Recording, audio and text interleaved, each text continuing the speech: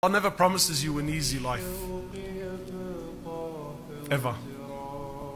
If anyone's life was going to be easy, it would have been the Prophet of Allah sallallahu alaihi wasallam. I was having lunch with a friend, and we were speaking about, those who think that when they come onto Deen, that all their problems are going to be solved.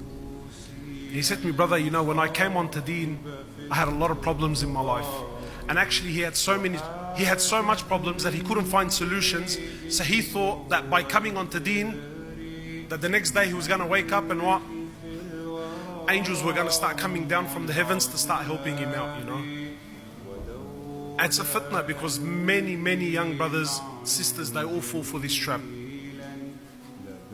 And he said to me, wallah, he said to me that he had committed a crime that he had caught for in the next 6 months, and his lawyer was telling him that you're possibly looking at 3 to 5 years.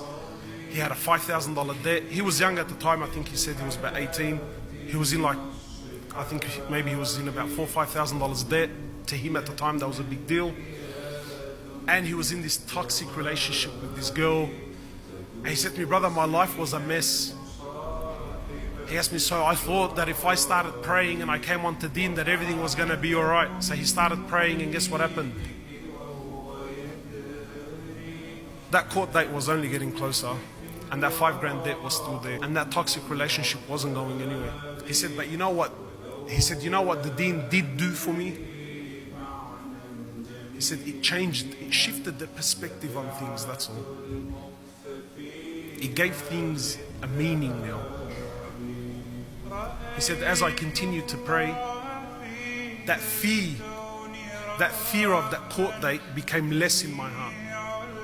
He said, and slowly I started to accept that, whatever Allah subhanahu wa ta'ala wants to give me, I'm happy with it. Didn't take away his court date.